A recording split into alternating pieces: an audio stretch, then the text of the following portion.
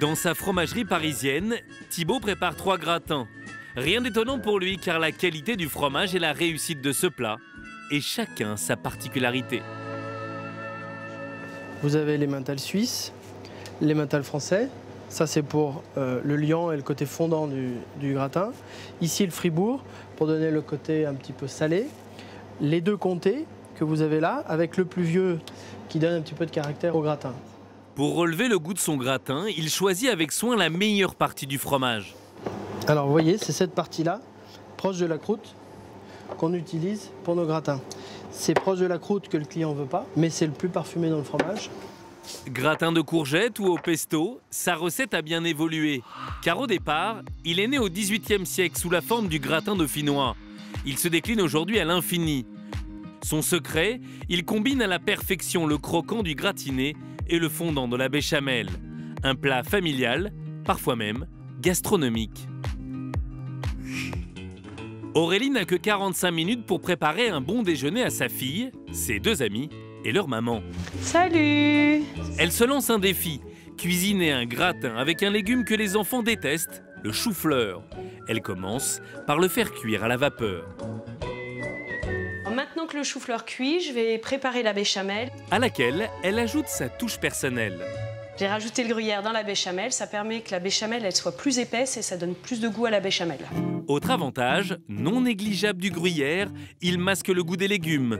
Une fois que le chou-fleur est cuit, elle le dispose dans son plat nappé de béchamel. Je recouvre bien le chou-fleur pour bien le cacher et surtout pour bien que ça gratine pour le restant de la cuisson au four.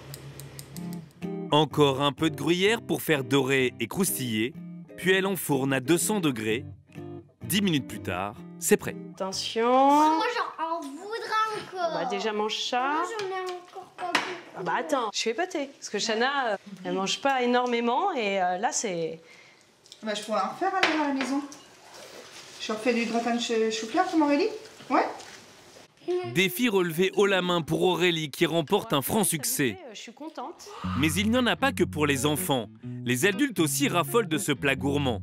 Agathe, blogueuse culinaire, a un penchant particulier pour le gratin américain. On adore ça dans la famille en fait, c'est un peu la tradition le dimanche soir. Voilà.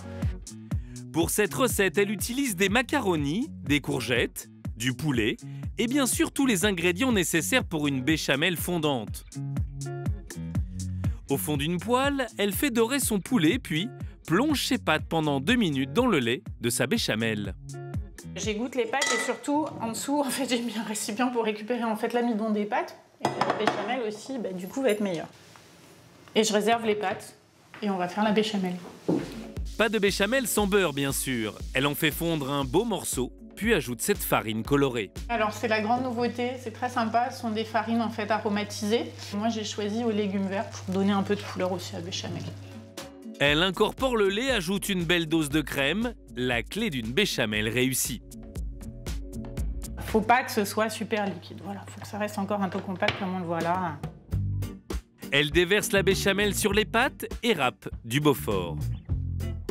En fait, c'est un fromage très très aromatique, avec beaucoup de goût, qui se tient très bien. À moindre coût, le gruyère fera l'affaire. Agathe dresse son plat avec plusieurs couches, comme pour des lasagnes. Des pâtes, du poulet, des courgettes, du Beaufort et encore des pâtes. On va rajouter les fromages, c'est le meilleur moment.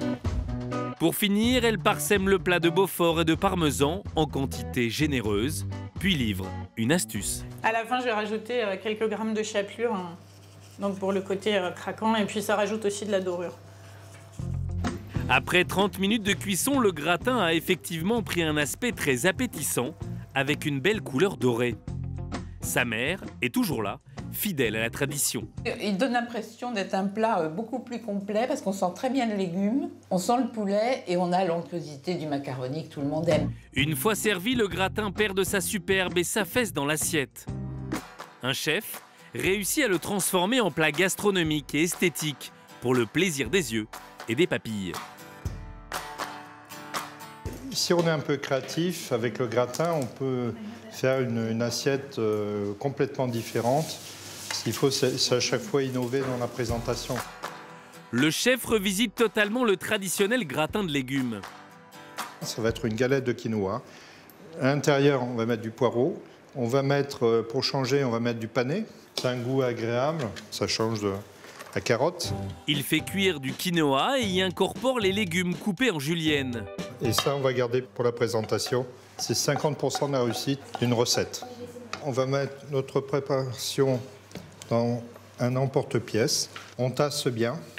Pour le côté croustillant, il le recouvre de parmesan. Et on va passer au four. Il enfourne 7 minutes à 180 degrés. À leur sortie, les galettes ont bien gratiné. Olivier ne s'arrête pas là et lance ses élèves dans le second gratin à l'Alliance automnale. On va couper, on va juste prendre des lamelles. On va les faire la vapeur, puis on va monter avec les filets de dorade. Pour ce millefeuille gratiné, les élèves alternent les couches de potiron, cuits à la vapeur, à la dorade finement émincée.